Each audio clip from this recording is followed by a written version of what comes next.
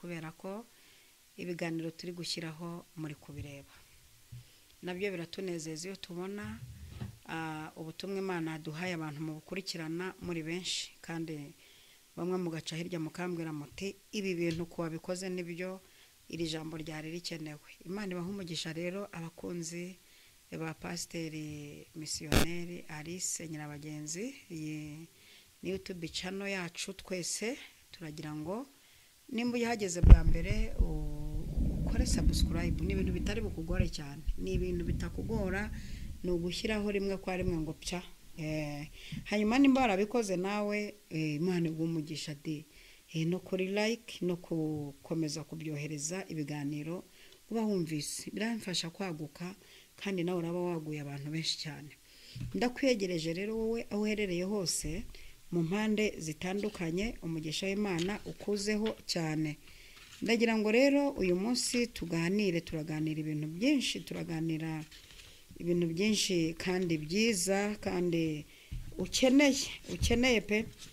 Uyu munsi rero mbere uko dusenga tugiye kuganira uko abana n'umuntu udashobotse, ukuntu abana n'umuntu mubi udashobotse. Nibyo tugiye kwiga mu kanya. Turi burebe ko abana na mama wawe udashobotse, papa wawe, umuvandimwe, umwana wawe. Nabo bantu turi bwigeho. Nibikunda iki kiganiro tuzakora ama episode uko ejo tuzane n'abandi badashobotse. Tugiye kwiga imibanire, ni gute wabana n'umuntu udashobotse. Karibu rero mu kiganiro, reka tubanze dusenga Imana. Urakoze Uwiteka nyiribihe, turagushimiye cyane ko uhinduranye ibihe kandi uri Imana ikora ibintu bikomeye abantu bagatangara. Turagushimiye ko wongeye kutwicaza hano imbere y'ubu bwoko kugira ngo twige, twungurane inama, twungurane ibitekerezo. Kandi ndagushimiye ko amagambo menshi ushyiramo y'ubwenge afite icyo amariye abantu bankurikira. Bana natwe kuva dutangira kugera dusoza, mu izina rya Yesu Kristo, amen, amen. Imana igumugisha mwinshi cyane rero wowe tugiye kubana muri iki kiganiro, ikaze cyane. Kandi iki kiganiro ntucyumve wenyine, ndakwinginze kuko ni ikiganiro umuntu wese kireba. Tugiye rero kwiga uko wabana n'umuntu mubi kandi udashobotse. Ese abantu babi tubacikeho? Ese tubingunge? Ese duhitemo kwibana? Ujya kumva muri ibi umuntu aravuze ngumva ngo jye nahisemo kwibana, ngo nabonye abantu nta wabashobora, ngo abantu nibabiwe, ngo abantu baragoye, ngo jye nabonye abantu badashobotse nahisemo kwibana. Hoya, ahubwo ngiye kukwigisha uko wabana n'umuntu mubi udashobotse kandi mukabana. Wasanga ari wowe waba umuti we, wasanga ari wowe ufite urufunguzo rwo kumufungura. Nkurikira mu kiganiro, Imana igumugisha. Reka rero tubanze duhere kuri mama ukubyara. Mama ukubyara adashobotse, ari nka mama wawe adashobotse. Hari ababyeyi badashoboka. Iki kiganiro ngitegura nuko mba nzi ko hari ibyo mba narabonye, mba narahuye nabyo. Hari igihe ubyarwa n'umubyeyi w'umumama ariko akaba adashobotse, akaba yibera mu kabari, akaba ari umupfumu, akaba aroga, akaba ari umusambanyi kazi, akaba amafaranga abonye ayamarira mu bidafite umumaro, akaba avuga nabi, akaba atakurihira ngo ujye kwiga mu bigo byiza kandi afite ubushobozi. Tugiye kwiga uko wabana na mama wawe ukubyara ariko adashobotse. Icyambere, irinde kumucira urubanza kuko amakosa yose akora ni umubyeyi. Wibuke ko amakosa yose akora ntibivanyeho kwaba umubyeyi, nta n'ikintu kizamusimbura. Ashobora kuba yaranyuze mu buzima bumugoye, murebere mu mpuhwe n'imbabazi. Ashobora kuba biterwa nuko yaba yaranyuze mu buzima bugoye, abiterwa n'ubuzima yaciyemo, yavukiyemo, yakuriyemo, yabyirukiyemo. Murebere mu mpuhwe n'imbabazi. Reka turebe shaka kumenya impamvu. Shaka kumenya impamvu ituma adashoboka. Shaka impamvu ituma adashoboka. Iga uburyo wayimenya kuki adashoboka. Hari ubwo yaba ari umurwayi, afite ikibazo mu mutwe. Yes. cyangwa se stress ziterwa n'ubukene cyangwa ari trauma y'ibikomere, kumenya impamvu bizana uburyo bwo kumufasha. Hari igihe uyu mubyeyi mama waba afite trauma yatewe na papa wawe mwibanga utabizi, abafite trauma yatewe n'abavandimwe be, abafite stress z'ibyahura nabyo mu kazi, afite umukoresha mubi, hagiye abafite stress z'abadayimoni, hagiye aba yaradeprimye, afite ikibazo mu mutwe. Banza ubyige neza neza, iyo ni ingengo ya mbere wabanza kureba ko ariyo mpamvu ibitera. Indi ngengo ya kabiri ishobora kuba imutera kuba adashoboka, inama nguha, vugana nawe mu bwitonzi, wimwanga, wimurakarira, muganirize mu buryo bumwubaka. Uburyo bumwubaka ni ukuvuga ngo kumwishimira no kumushimira muri byinshi agukorera. Mama warakoze, reba ukuntu uba wakoze ibishoboka byose, shaka nk'ibintu nka bibiri umushimira mu byo akora. Nimba n'iryo shuri rya make ryishyura, mama ntako butagize, reba ukuntu wanyishyura ishuri, mama warakoze, wanguriye inkweto, mama warakoze, wa mwenda najyanye gusenga. Uko nguko umushimira muri byinshi agukorera.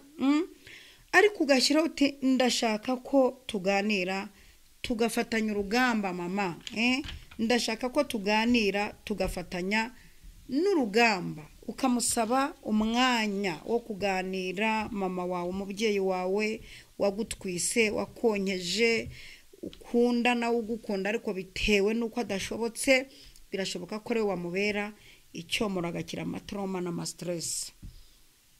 Ikindi wakora, gira isengesho ryo kumwereka Imana. Kubana n'umubyeyi nk'uwo bisaba umwuka wera no gusenga cyane.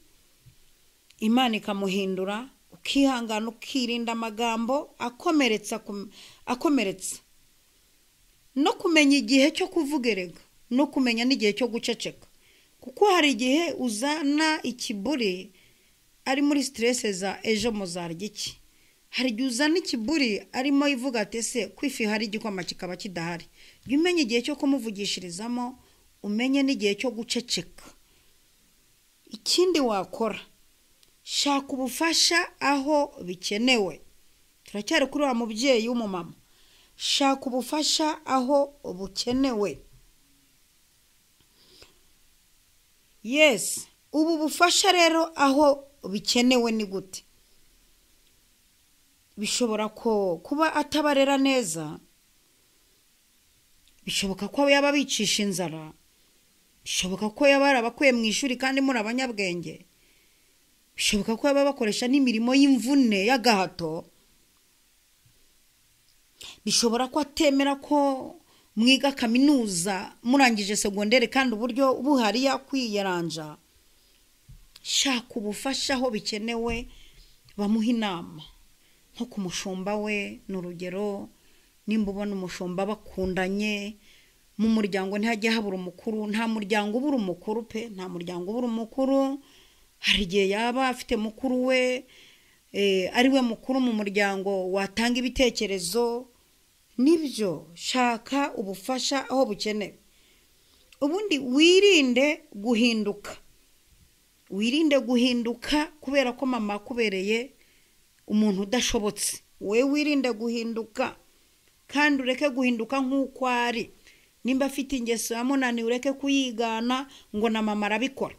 Ariko mujya mbona mukora ibyaha ngo na mama wanyu mwabonye abikora. Oya, wimwigana ibyo akora, kuko izi ni imvune ze zikomeye cyane. Irinde ko azigushyiramo, kuko nimba ibi bintu bikubangamiye, kucyo ushaka ko ubyakira akabigushyiramo. Twagiye ku mubyeyi w'umupapa. Uyu mubyeyi w'umupapa udashobotse, ariko se ubundi murabyemera ko ababyeyi batajya bashoboka? Bamwe muremera ko hari ababyeyi batajya bashoboka? Maze tuzegurira muri komanteri, mumbwire, mujye mumbwira uko mubyumva. Hari abanditse muri komanteri bati ingingo ya 5 wavuze niyo, iyi ngingo ya 5 yambayeho, ingingo ya mbere n'iya kabiri niyo, ibivuze nibyo. tujye duhurira muri commentaire mumbwira uko mubyumva katurebe bibaye ngombwa ko papa wawe yaba adashobotse wabigenza gute mwabigenza gute cyambere urabanza umenye koko adashobotse ubyo banze bimenye koko ntashobotse ndabimenye siko mbimenye koko papa adashobotse yo burya bwose papa ntashobotse ubwo adashobotse se mbigenze kugira ngo dushobokane nadashoboka nawe ntushoboke murakora iki kugira ngo hazemo icyo bita gushobokana gushobokana menya ko kuba adashobotse bitamugira umwanzi wawe cyitonderwa ashobora kuba yarahuye n'ubuzima bumugoye bwamugoye papa wawe ashobora kuba mama we yaramubereye ka mucerenge ashobora kuba yarahuye n'ubuzima mukaza akora bugoranye ka leta n'urugero ashobora kuba yarahuye n'ubuzima mu mivukire ibi bintu bigatuma ashaka kubibivuriraho birasaba iki rero birasaba kubanza kubimenya kugira ngo mushobokane uyu muntu udashobotse mushobokane ikindi kubana nawe bisaba ubwenge n'imbaraga ntukajye usubizanya nawe uburakari iga kuvuga buhoro umufasha n'akazi ataguhaye uko umubwira neza niko akumva uko umwubaha niko ahinduka uyu mupapa nimba adashobotse atanashoboye adanashoboka iga kumufasha mu gitondo ambara umwenda mutereye pasi utangurana umuhanagurira inkweto uve muri WhatsApp na TikTok na YouTube herego umupapa ashobora kuba na mama wawe ari we wabiteye uzi ko wajya no kumukorera isuku mu cyumba cya papa di ko isuku mu cyumba cya papa akaza gasanga waringanije utuntu twe muri garderobe waringanije utuntu tw'utubrosada zo korogate wazegeranije uzi kwiba ibintu bishobora gukoropa papa wawe mo roho mba bagaragariza agahinduka mwiza ari wowe ubigizemo uruhare wasanga papa wawe kudashoboka ari wowe Imana yashyizeho nk'umwana we kugira ngo papa wawe ahinduke intama yari ikirura ikindi senga nkuko twabivuze na kare senga cyane isengesho ni intwari ikomeye kurusha amagambo usabe Imana umutima wo kwihangana usabe n'Imana ubushobozi bwo kumubabarira mu byo gukorera no kujya atagendera mu makosa ye ikindi irinde kumuvugaho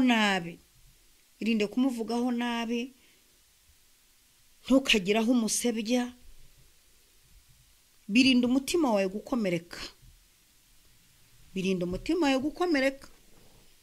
irinde kugiraho umuvuga abagabo bakunda icyubahiro papa wawe n'umuntu ukaze papa wawe n'umuntu w'ingenzi umuntu watumye uza ku isi irinde kumva aho wamuvuze irinde kumva ibyo yakoze yabyumvise ahandi mufashe ikindi Bibiliya yaranavuze ngo bahe so na nyoko kugira ngo uramire mu gihugu ejo atabari ikigeragezo wahuye nacyo bisaba kugitsinda kugira ngo uzarame ikindi kora neza nubwo watabikora iyo ukomeje gukora neza uburimo kubaka umusingi n'icyubahiro no gukiza urugo rw'ababyeyi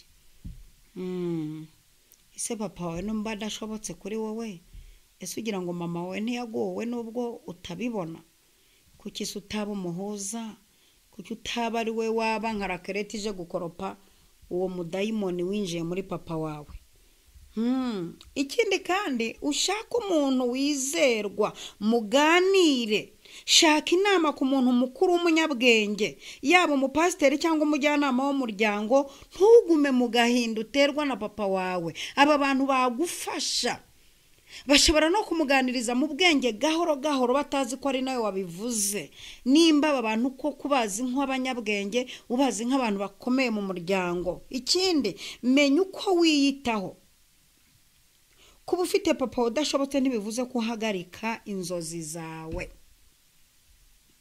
yes kuba papa wawe adashobotse ayanywera akayamara abahonda abakubita ababurabuza ararasakuza ntibone uko muryama ntibivuze ko udashobora gufata agakayi ngo weherere ahantu ukore etide, ntibivuze ko inzozi zawe ziburizwamo cyangwa icyerekezo cyawe. Komeza kwiga, gukora no kubaho neza kugira ngo uhindure amateka y'umuryango. Imana idufashe. Turakomeje, turi mutsireka tujye ku muvandimwe. Muri no minsi ibintu byarakaze, sinzi na mama ubibona mu bavandimwe biri gucika.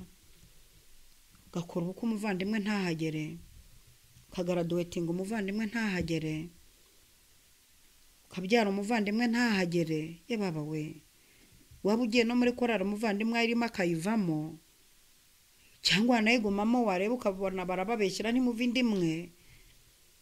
Byarakomeye no mu bavandimwe byarahageze ntuzawe.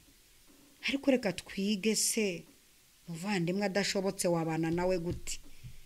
Ndumva turi mu kintu cyitwa imibanire, kubana n'umuntu udashobotse. Ese birashoboka? Ni ukuri birashoboka. Turebe umuvandimwe. Umuvandimwe rero udashobotse, icyambere menya kuvukana nawe.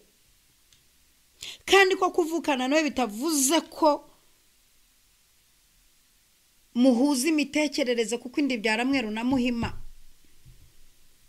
Ntabwo bishoboka ko muzi imitekerereze. Ashobora kuba afunze umutwe ufungutse, ashobora kuba arinjije wowe urunjijuke, ashobora kuba agira insangano na kamera ariko wowe yigira roho nziza. Ntabwo abantu bahuza imitekerereze, indi byaramweru na muhima. Ashobora kuba yiba wowe utiba. Ahubwo uyu muntu urabana nawe gute, nicyo nshaka kukwigisha kugira ngo umenye ukuntu abana n'umuvandimwe wawe isi ntibote. Nubwo mwavukanye, buri muntu afite uko Imana yamuremye. Uramwihanganira ukamworohera. Ni ukuri ukamworohera pe. Uramworohera, uramwihanganira, mutware buke buke. Ejo azashaka, mujye mubonana gake mukumburanye, nabyo biba byiza. Yes, ikindi irinde kumufata nkaho uri hejuru ye. Nimba ubu wa mbere ku ishuri wakaba wa nyuma, irinde kwiyumva umufate nkaho uri umuntu wa danje uri hejuru ye, wowe wagafashe wakarituye. Irinde kumupfobya, kumucyurira, ahubwo mwigishe, umwiteho. Nimba ari niyo homework imukoreshe, nimba ari n'ikindi kibazo kimugonga umufashe, nimba ari niyo anniversaire yimutunguze mufashe. Ntumuteza abantu, ntumunyanyagize. Ubundi ubwenge nyakuri si ukwerekana ko uruta abandi, ahubwo ni ukumenyekana ko ubana nabo mutandukanye imico. Nibwo bwenge, kumenya kubana nabo mutandukanye imico, kumenya kubana nabo urusha ubwenge, kumenya kubana n'abakurusha ubwenge, nibwo bwenge nyakuri. Ikindi wakora, gerageza kumwigisha mu rukundo. Umwigishe muvandimwe na ukuntu baho iyi mico ikaragitere. Bisi ibintu by'i Rwanda ntabwo ari byiza. Suko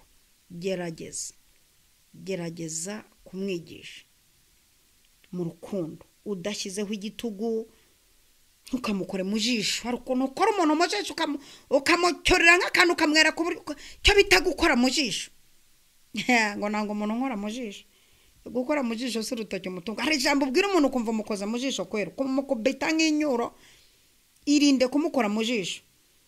Iyo abona kutamwishongoraho, yumva neza ibyo umubwira byose. Yes, ikindi senga cyane, umusabire. Imana yumva gusenga. Amasengesho y'abavandimwe Imana irayumva cyane kanashyigikira. Musengere, sengera umuvandimwe wawe. Nibiba ngombwa ujye unamusengera umuvuze mu izina, Imana yumva amasengesho. Ikindi shiraho imbibi. Shiraho imbibi, gabanya cyane umwanya muhura. Nimba harimo akantu k'akamenyero, wenda muri gushwana ko mwikubana buri munota inkweto zurazishajishije, agashati kura gasajishije, masogisho urashajishije. Gira ibintu gabanya umwanya muhura mugirana, nabyo biraza gutuma hari akandi kantu k'urukundo nko guhembera. Ikindi we komeza uba icyitegererezo, ukore ibintu yakwigana.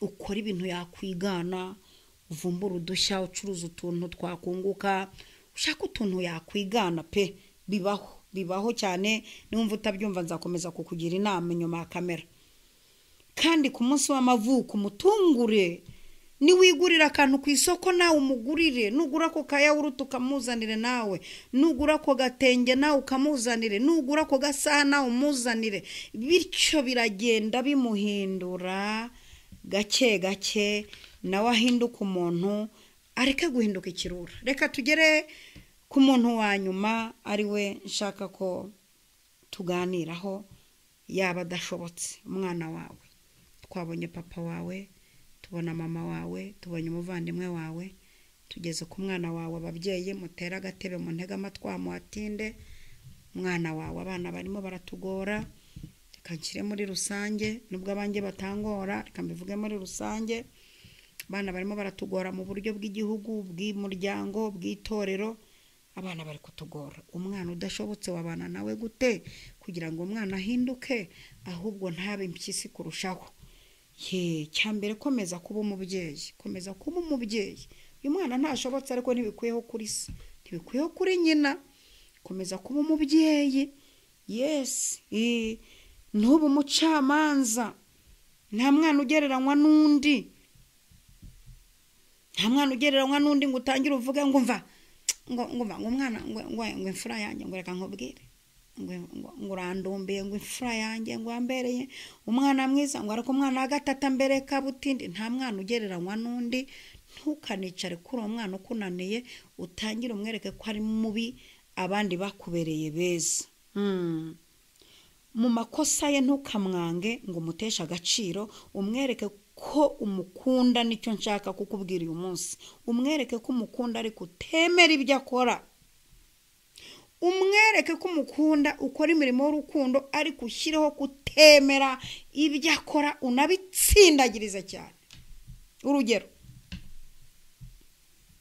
ndakurakariye ariko ndagukunda iri jambo rifasha kumva ko umwana ari uw'igiciro ndakurakariye ibi bintu ukora iri tabunwa ndakurakariye izi nzoga unywa ndakurakariye akagasuzugura ugira ndakurakariye ukuwanze kwiga ndakurakariye ariko ndagukunda aya magambo aragenda agakora ikintu gikomeye akora operasiyo ikomeye kuri uyu mwana ikindi muganirize mu bwitonzi ntukamuhanire mu burakari cyangwa mu ruhame rw'abantu igihe muganira umva mbere yo kuvuga banza umwumve mbere yo kugira ngo uvuge banza umwumve abana benshi batitwara neza baba bifuza kumvwa umubaza uko abikubona ibyo atekereza n'impamvu y'ibyo akora hari igihe uzasanga akora nabi atabishaka ahantu reka amasubiremo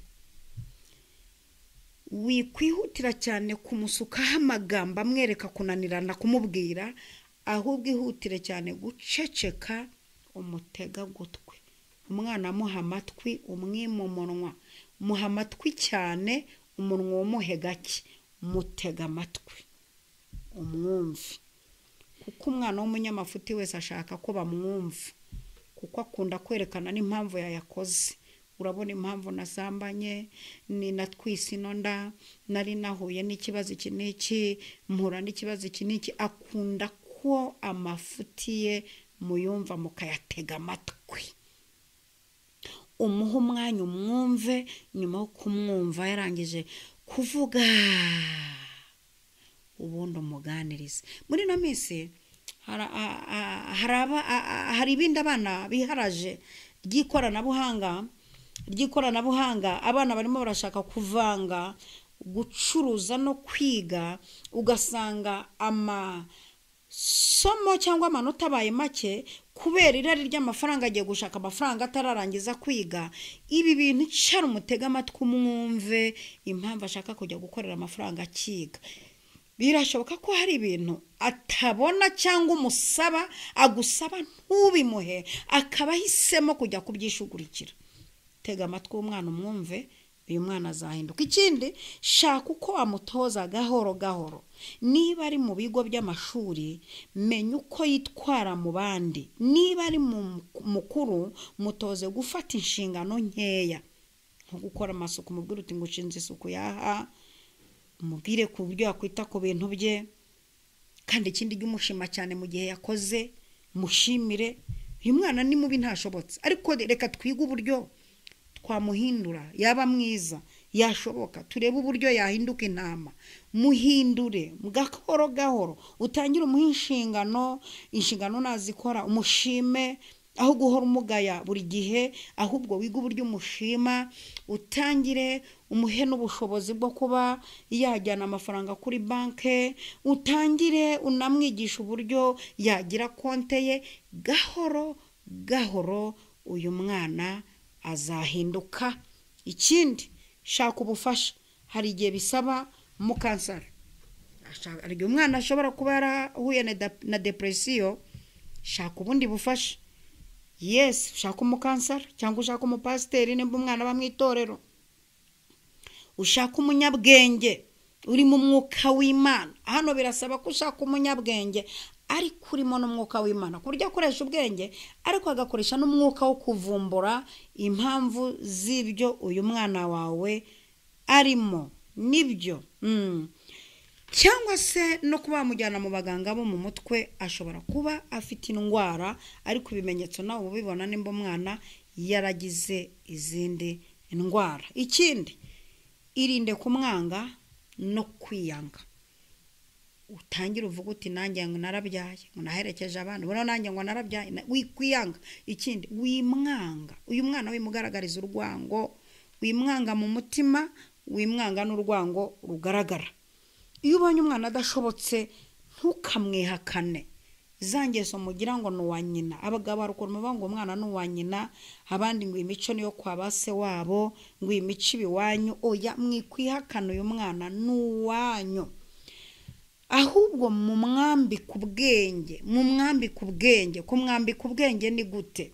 goragoza uyu mwana nimbazanye imico yo kwanga kwiga yes uyu mwana nimba yiga gataha goragoza umushyire muri interna uyu mwana nimba hari ibintu byo kwiga byamunaniye ashobora kuba akunda imyuga goragoza umushyire mu myuga ari kugerageza mu bintu umwambike n'ubwenge umwambike ubwenge umuha ijambo hagira ijambo mu bandi umuha ijambo wumva icyo avuga umuha ijambo muri bene nyina nibiba ngombwa uvuga uti ngaho mfasha gira mwene nyoko inama kandi ubizi ko adashobotse unumva inama yamuha birashoboka ko avuga ati kumbi nanjye bangiza umujyanama nanjye ntayo mfite agenda ahinduka umwereka urukundo rutavangura Imana itugirire neza cyane twerekeza ku musozo reka turebe icyo Bibiliya ivuga aho Bibiliya yagaragaje abantu badashobotse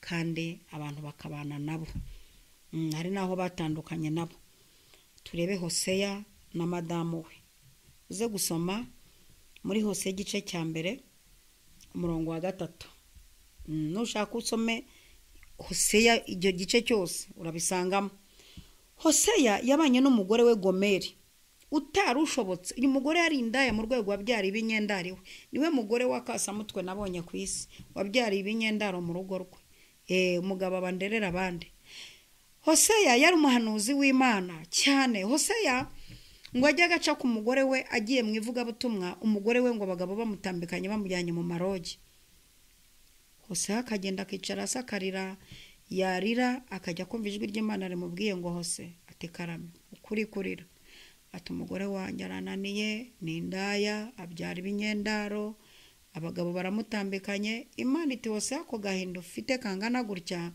birangana nuko nanjye ubwoko bwanjye buri kurimbuka nagira ngo nkumvisha agahinda mfite nanjye uko kangana mfasha ubwoko bwanjye Hoseya yabanye n'umugore we Gomeri barabana neza barasazana amakuru ye nimwakenera nayo tuyazavimuzi tuyazane yabanye n'umugore udashobotse reka turebe na Dawidi na Sawuli mu gitabo cya mbere cya Samuel igice cya 18 umurongo wa 24 Dawidi yabanye na Sawuli kandi Sawuli yari umuyobozi udashobotse ariko Dawidi barabana Dawidi yiga kubana n'umuyobozi udashobotse, umwami udashobotse, ariko barabana. Undi muntu rero nawe wantangaje, Aburahamu na Loti. Mwitangirira igice cya 13 umurongo wa 5 kugeza kwa 11. Ubwo Loti yafashe imyanzuro itari myiza, Aburahamu ntiyarwanye nawe, yihariye amahoro aramureka. Izi nkuru za kuzisoma, nshaka ko ibi biganiro nkora bimara igihe gito kubera umubare w'abantu bankurikirana n'abakozi. Iyo birambiranye biratinda nyine, ugasanga umuntu ntumvise ikiganiro ngo akirangize. Niyo mpamvu mbashyize ibi bice kugira ngo namwe mujye kureba izo nkuru z'abantu babanye badashobokanye kandi bakabana. Imana ibahe umugisha. Nakagaruka tuze guhurira muri commentaire, umbwira uko wafashijwe. Shalom shalom.